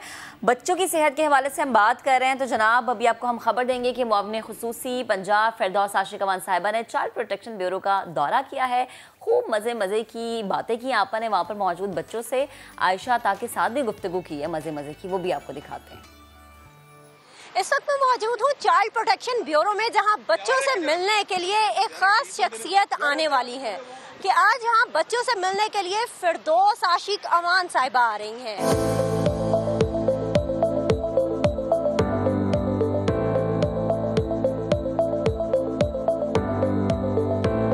हमारे साथ इस वक्त मौजूद है सबकी मनपसंद वन एंड ओनली फिरदौस आशिक अवान साहिबा, जो इस वक्त बच्चों के साथ जो है वो मौजूद है। साथ ही साथ यहाँ पर विजिट भी किया जा रहा है। कैसा लग रहा है आज यहाँ बच्चों के साथ आई हुई हैं टाइम स्पेंड करके? देखिए, मैं इन बच्चों के साथ आज यकीनन मेरे लिए ये एक इंतहाई दुख की बात है। ये बच्चे जो मासूम कलियाँ हैं, इन कलियों को कुछ नहीं पता कि इन्होंने किस गार्डन में खिलना है, और उन कलियों को मैं नर्सरी से होके आई हूँ। कुछ वालिदैन जो है किसी बच्चे की डिसेबिलिटी की वजह से उसको फेंक के चले गए, कोई अब बच्चा ब्लाइंड है तो उसको फेंक के चले गए। फिरदौस साहबा, आपने इफ्तारी बनाई है कभी अपने लिए, घर वालों के लिए? बेटे, मुझे दूसरों को सर्व करना, उनकी केयर करना वैसे ही अच्छा लगता है। टाइम नहीं मिलता, जब कभी मिलता है टाइम नहीं मिलता, लेकिन आज फिरदौस आशिक अवान साहिबा से बच्चों के लिए इफ्तारी भी बनवाएंगे। तो चलते हैं किचन की जानिब।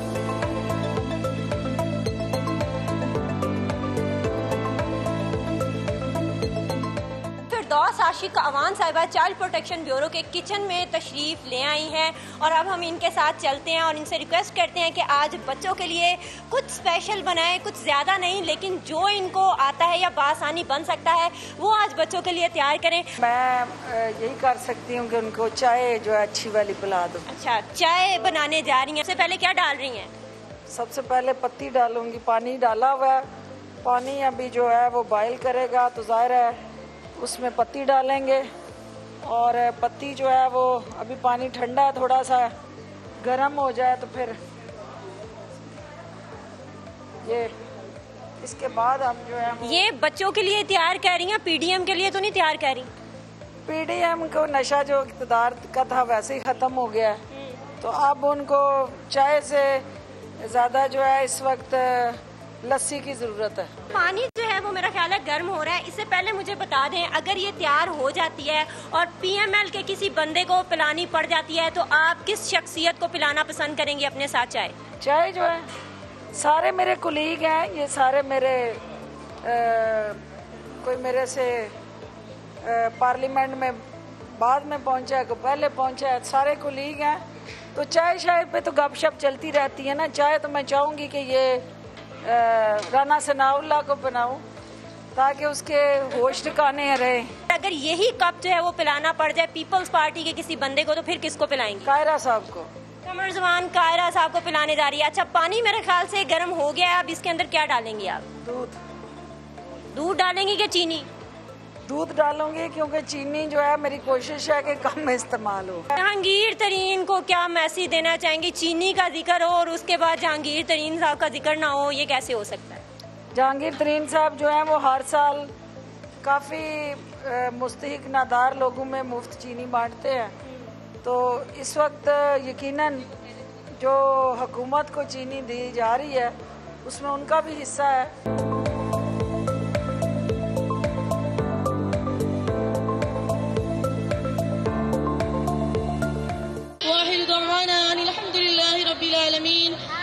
अल्लाहु अकबर, अल्लाहु अकबर। बिल्कुल, अभी इस वक्त फिरदौस आशिक अवान साहिबा जो हैं वो इफ्तार दस्तरख्वां पर बच्चों के साथ मौजूद हैं। इन्होंने अभी रोज़ा भी खोला और मेरी रूह को सुकून मिल रहा है, वो ये लम्हा है। बाकी चीज़ें हम दुनियादारी के लिए करते रहते हैं, सारा दिन अपने लिए करते रहते हैं, अपने बच्चों के लिए करते रहते हैं, लेकिन आज इन बच्चों के लिए कुछ करना जो है ये हकीकी नशा है। कुछ अपना कोई बचपन का ऐसा वाकया हमारे साथ शेयर करें जिसको याद करके आज भी आपको हंसी आ जाती हो। देखिए, मैं शुरू से फटेबाज थी और लड़ाका थी, हार ना मानने वाली थी और स्टैंड लेने वाली थी। तो मुझे याद है कि मेरे वालिद साहब, चूँकि हमारा ज़िम्मेदार कल्चर था, डेरेदारी थी, डेरे पे खाना जाता था, एक लिमिटेड नंबर होता था जिसमें, चूँकि उस वक्त होटल्स का कॉन्सेप्ट कोई नहीं था और हमारे देहात में जो है वो होटल से खाना खाना बहुत बड़ा एक गुनाह समझा जाता है कि जिसमें वो समझते हैं कि प्योरिटी नहीं है या देसी घी के अलावा डालडा में खाना बन रहा है या तो वो सेहत के लिए ठीक नहीं है। तो लिहाजा वो खाना जो था घर से बनना होता था। जब वो डेरे पे जाता तो अगर वो 30 लोगों के लिए गया है तो वहाँ खाने वाले 50 आ गए हैं, तो फिर हमारी वालदा जो होती थी वो खाना हमारे आगे से उठाती एन उस टाइम जब हमें भूख लगी हो और आपके सामने खाना पड़ा और एकदम से मुंशी आए और वो कहे जी कि बंदे वहाँ ज़्यादा हो गए हैं तो खाना भाई साहब कह रहे हैं और दें। तो वालदा ने जल्दी जल्दी वो खाना उठाना, उसको पैक करना, उससे कहना ले जाओ। बाकी सारे मेरे बहन भाई थे शरीफ, उनको वालदा ने किसी ने को रस पकड़ा देना, किसी को ब्रेड पकड़ा देनी, किसी को बिस्किट दे देना, किसी को जूस का डब्बा पकड़ा देना कि अभी खाना बन रहा है, दोबारा बन जाता, सब्र करो। मैंने वो जितने मेरे सामने बर्तन होने उनको हाथ मारना, तोड़ने, ठुड्डे मारने चेयर्स को और रिएक्ट करना और फिर कहना कि हम किस घर में पैदा हो गए हैं जहां हम खाना भी नहीं खा सकते और ये हमारे आगे से उठा के ले गए हैं। चिड़ी रोजे का कॉन्सेप्ट जो है वो कभी आपने रखा रोजा? बड़ी दफा रखा और तोड़ लिया, फिर कब तोड़ा, कैसे तोड़ा? बड़ी दफा रखा क्योंकि वालिद साहब हमारे बड़े मजहबी थे, अल्लाह उनको जन्नत दे। हमें या एक दूसरे पे नंबर बनाने होते थे वालिद साहब के सामने कि मैंने रोज़ा रखा हुआ है, इसने तोड़ ली है। अब हम उस रोज़ा रखे की जो कैफियत है वो जाली कैफियत होती थी। ज़ाहिर है दरमियान में छुप छुप के पानी पीते थे, जाके हम कोई ना कोई फ्रिज से चीज़ निकाल के खाते थे, लेकिन बज़ाहिर हम एक दूसरे को ये तासर दे रहे होते थे कि मेरा रोज़ा। वालिद साहब को पता होता था, वालदा को भी पता होता था, लेकिन वो हमारी उस मासूमियत से खेल रहे होते थे। मासूमियत से खेल रहे होते थे। जी बिल्कुल, फिरदौस आशिक अवान साहिबा की जो शाम थी इन बच्चों के नाम थी, मैंने तो बहुत इंजॉय किया। उम्मीद करती हूँ कि हमारे जो देखने वाले हैं और फिरदौस आशिक अवान साहिबा के जो मदाह हैं उनको भी हमारा ये सेगमेंट आज का बहुत पसंद आएगा। जी ज़बरदस्त सेगमेंट जी। चलिए जी बढ़ते हैं आगे। और इस वक्त ज़ाहिर है हम सबसे ज़्यादा बात किस मामले की करते हैं, वो मामला होता है SOPs का। SOP में भी एक मामला होता है जी, मास्क लाजमी पहनना है। कब ये मास्क की झंझट खत्म होगी, कब हमें अलाउ किया जाएगा कि you can go out without mask? तो जनाब अब चूंकि अमेरिका में हम ये माहौल देख रहे हैं कि वहाँ पे वैक्सीनेशन बहुत ज़्यादा हो रही है, तो ऐसे में हम ये देखते हैं जनाब कि अब चूंकि वैक्सीनेशन बहुत ज़्यादा वहाँ पे हो गई है, तब लोगों को इजाज़त भी मिल गई कि आप बगैर मास्क के घूम सकते हैं। ऐसे में हमने देखा कि रमज़ानुल मुबारक पूरी दुनिया में है, तो ऐसे में जनाब सहरो इफ्तार का वहाँ पर खूब दौरा है और समा के नुमाइंदे जो हैं यासिर फेरोज हमें शिकागो से उन्होंने ज्वाइन किया है। कैसे रेस्टोरेंट में वो मौजूद हैं, क्या गहमा गहमी है, आ जाएं आपको दिखाते हैं। जी बिल्कुल, अमरीका में CDC यानी कि अमरीकी हुकूमत के ज़ेर इंतज़ाम महकमा CDC ने अब नई गाइडलाइन जारी की है, जिसके मुताबिक अब जो वैक्सीन लगवा चुके हैं वो एक दूसरे के साथ आउटडोर गैदरिंग कर सकते हैं। यानी वो दोस्त जो कि आपस में 1 साल से जिन्होंने करीब से एक दूसरे को नहीं देखा था, यहाँ पर अब हम देख सकते हैं कि वही दोस्त 1 साल बाद बगैर मास्क के एक साथ बैठे हुए हैं, क्योंकि सब ने जो है वो वैक्सीन लगवा ली। तो यहाँ पे कुछ लोग हैं, उनसे हम बात भी करते हैं कि कितना उन्होंने सब्र किया, तकरीबन 1 साल तक मास्क भी पहने और अब बिलाखिर ये गाइडलाइन जारी हुई है। तो उनको और मौका भी ऐसा है कि यहाँ रमज़ान में सहरी के लिए भी अब रेस्टोरेंट्स खुले हैं, यहाँ पर इंतजामात हुए हैं, हम उनसे बात करते हैं। बिल्कुल ये एक ख्वाब की तरह हमें महसूस हो रहा है। 1 साल से हम इतने करीब एक साथ मिल नहीं पाए हैं, लेकिन ये सब उस सेक्रीफाइस का रिजल्ट है जो हमने 1 साल तक यहाँ पे की।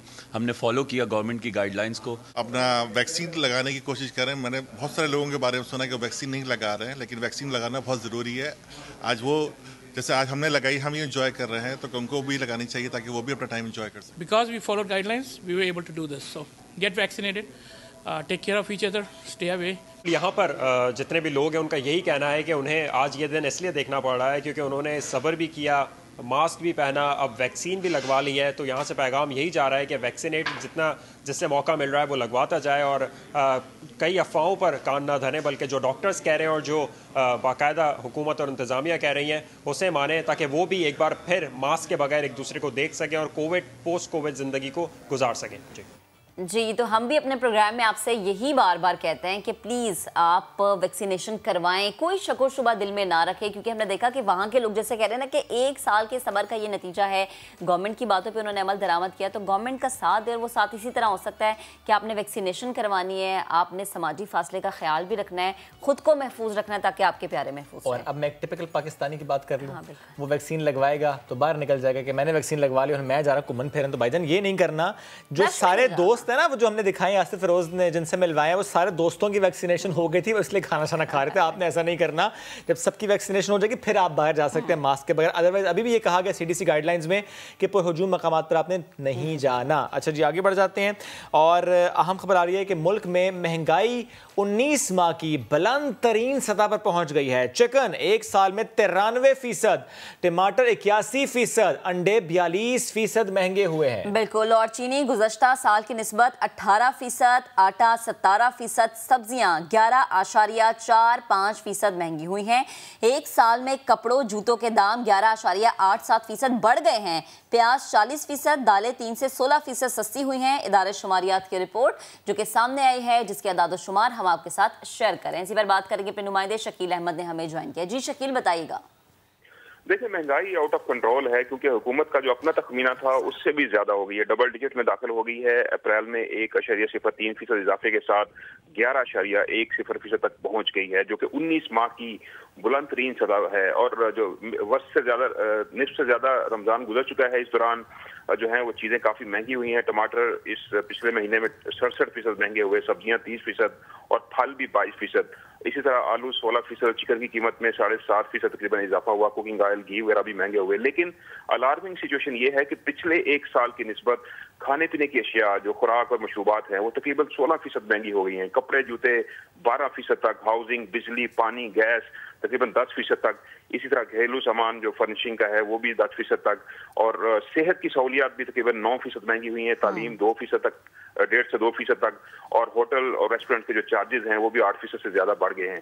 ट्रांसपोर्ट किरायों में भी तकरीबन 6.5% इजाफा हुआ है। तफरीह सहूलियात भी 5%। तो हुकूमत इसको कंट्रोल नहीं कर पा रही और मुख्तलिफ वजूहात हैं। एक तो सीजनल भी है, रमजान की वजह से महंगाई है, लेकिन मसनूई महंगाई का भी बाजार गर्म है। जैसे कि समा एक्सपोज कर रहे हैं पूरे मुल्क में मसनूई महंगाई, चीजें जो हैं वो बहुत महंगी हैं। और चिकन का बताया गया है 93% रेट बढ़ गए हैं 1 साल में। टमाटर 81%, अंडे भी 42%। और पिछले 1 साल में मसाला जात भी 31% से ज्यादा महंगे हैं। और गंदम और आटा जो है वो भी 27% तक तकरीबन महंगा हो चुका है। घी और कुकिंग ऑयल की कीमतें तो वैसे ही ऊपर गई हैं। तो आवाम जो है वो बेहाल है महंगाई से, और इसको कंट्रोल करने में नाकामी है इंतजामिया को, खुसूसन ज़िले इंतजामिया जो है मुख्तलिफ शहरों की, वो नहीं कंट्रोल कर पा रही। और जो रिटेल लेवल पे जो प्राइसेस हैं वो आउट ऑफ कंट्रोल हो रही हैं और लोगों को काफी मुश्किल का सामना है। और ये सरकारी आदाद-ओ-शुमार हैं, खुद हुकूमत ने नंबर पेश किए हैं कि तकरीबन 8 से 9.5% तखमीना लगाया गया था अप्रैल का, लेकिन 11% से भी ऊपर चली गई है। तो शकील, ये जो आदाद-ओ-शुमार हैं जो कि ज़ाहिर है हम देखते हैं कि टाइम टू टाइम सामने आते हैं, और एक तरफ हमारी कैंपेन हरामखोर होशियार, तो ये आदाद-ओ-शुमार और हमारी कैंपेन इतनी बात करना कि ये जो मिडल मैन है, आड़ती वाला है, जो भी इसमें हरामखोरी कर रहा है, जो भी इसमें नाजायज़ मुनाफा कमा रहा है, क्या हुकूमत उसके लिए भी कुछ करती हुई नजर आ रही है कि ये रिपोर्ट तो शाया हो जाना, मामला तो सामने आ जाना, क्योंकि हुकूमत खुद बता रही है इतनी महंगाई हुई है, कंट्रोल करने के लिए भी कुछ कर रहे हैं कि नहीं? देखिए, अनफॉर्चुनेटली ये शुएब बदकिस्मती है कि नेशनल प्राइस मॉनिटरिंग कमेटी एक नेशनल लेवल पे बनी हुई है वफाकी सतह पर। उसमें सूबों की नुमाइंदगी भी होती है, हर हफ्ते इजलास होता है, वजीर खजाना खुद इसको चेयर करते हैं। माजी में हफीज शेख और इसके अलावा जो है बाकी जो वज़रा वो भी करते रहे, और अब शौकत तरीन इसकी सदारत करते हैं। लेकिन वो नशिस्तन, गुफ्तन और उसको बर्खास्तन कह सकते हैं आपके, उसमें कोई फैसला हो नहीं पाता। रस्मी तौर पर कह दिया जाता है कि सूबे कंट्रोल करें, महंगाई में अपना किरदार अदा करें, डिस्ट्रिक्ट लेवल पे इसको कंट्रोल किया जाए, लेकिन जो मैकेनिज्म है पूरे मुल्क में वो लगता है कोलैप्स हो गया है। रिटेल लेवल पे कोई चेक नहीं है प्राइसेस का। समा बार बार इन चीजों को सामने लेके आ रहे हैं, हमारे नुमाइंदे पूरे मुल्क में हाईलाइट कर रहे हैं इसकी चीज को, लेकिन अमली तौर पर इंतजामी लेवल पे कोई एक्शन और ये वो चीज़ें शकील भाई जो होनी चाहिए, इस पर हुकूमत को सीरियस एक्शन लेना चाहिए, चूंकि ये इस वक्त पाकिस्तान का सबसे बड़ा मसला है, गरीब तबाह हो रहा है। शकील भाई थैंक यू वेरी मच, आपने इस बारे में हमें डिटेल से अपडेट किया। और भी खबरें होंगी, अभी एक ब्रेक लेते हैं।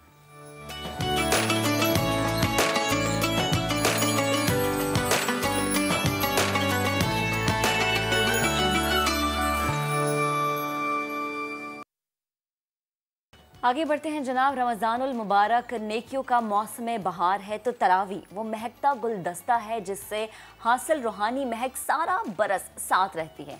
कराची में हाफिज़ कुरान सिक्योरिटी गार्ड ड्यूटी भी देता है और साथ ही साथ अकेले तरावी भी पढ़ता है। नूर मोहम्मद का कहना है कि उसने 22 साल पहले कुरान पाक हिफ्ज़ किया। इस वक्त से लेकर अब तक उसने एक भी तरावी मिस नहीं की है। दौरान ड्यूटी भी दिल में कुरान पाक की तलावत करता रहता है ताकि कुरान पाक दिल और दिमाग में महफूज रहे। दिली ख्वाहिश है उनकी कि खाना काबा के सामने वो मौजूद हों और कुरान पाक वहाँ पर पढ़ने का उन्हें शर्फ हासिल हो। नूर से मिलवा रहे हैं शयान सलीम।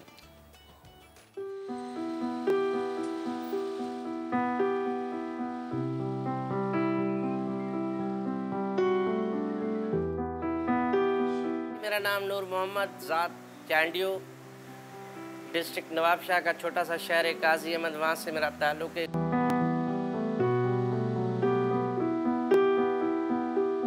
जब से कुरान मजीद का हाफिज़ हुआ हूँ तब से लेकर कभी भी मैंने एक मुसल्ला यानी मिस नहीं किया, यानी कभी भी रमज़ान में मैंने तरावी को नहीं छोड़ा।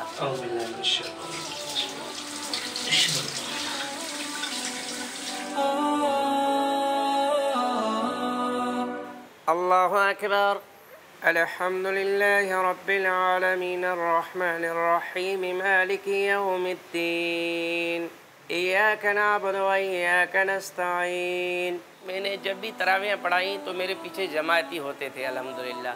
2018 में जब मैं कराची में आया जॉब के सिलसिले में, तो सिक्योरिटी के इस जॉब में जब लग गया तो इसके बाद यानी कि मेरे पीछे जमायती नहीं है, बाकी मैं अपनी रूटीन वही बरकरार रखा हुआ हूँ। क़द अफ़लहल मुमिनून अल्लज़ीना हुम फ़ी सलातिहिम ख़ाशिऊन वल्लज़ीना हुम अनिल लग़्वी मुअरिज़ून वल्लज़ीना हुम लिज़्ज़काति फ़ाइलून।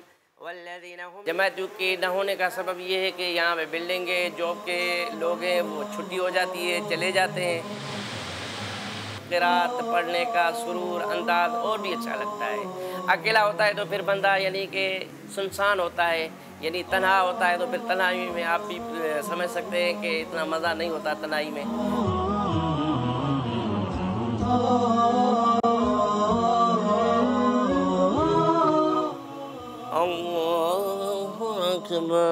अल्हम्दुलिल्लाह रमज़ान पाक के महीने में मेरे 14 से 15 ख़त्मे हो जाते हैं, क्योंकि मैं सुबह पहला एक जो है ना एक मरतबा कुरान मजीद का दीदार करता हूँ साल में, यानी कि रमज़ान के महीने में कुरान मजीद को खोल के दीदार करना भी एक इबादत है, यानी उनके औरा को देखना, उनके हुरूफ को देखना आँखों का नूर है। वह शजरतन तख़रुजु मिन तूरि सैनाअ तंबुतु बिद्दुहनि वसिबग़िन लिलआकिलीन व इन्न लकुम फ़िल अनआमि लइबरा नुस्क़ीकुम मिम्मा फ़ी बुतूनिहा वलकुम फ़ीहा मनाफ़िअु कसीरतुन व मिन्हा ताकुलून। में ख्वाहिश है कि जैसे ये लहजा में पढ़ रहा हूँ ना अब्दुर्रहमान सुदैस जो काबतुल्लाह के पेशमा में, तो उसी का लहजा है वो पढ़ते हैं। बस ज़िंदगी की यही तमन्ना है कि अल्लाह तबारक व तआला ज़िंदगी में एक मरतबा मौका दे ताकि जाके उनके पीछे जाके ना उनका कुरान सुने, और यही बड़ी गनीमत होगी। और अल्लाह का घर हो, अल्लाह का कुरान पढ़ा जाए और पीछे हम सुने तो कितनी यानी बड़ी रहमतें होंगी हमारे ऊपर। हर हर्फ सच्चाई, हर लफ्ज़ रोशनी से मुनव्वर, हर सतर हिदायत का सर चश्मा। कुरान मजीद सारी इंसानियत पर परवरदिगार का एहसान है। नूर की इस अकीदत से पैगाम मिलता है कि हमें भी रब के इस एहसान का हर लम्हे शुक्र अदा करना चाहिए। कैमरामैन सनाउल्लाह के साथ शायान सलीम, समा, कराची। माशाअल्लाह। चलिए जी, वक्त हो के ख़त्म। आपसे मुलाकात करेंगे कल। अपना बहुत सा ख्याल रखिए। अल्लाह हाफ़िज़।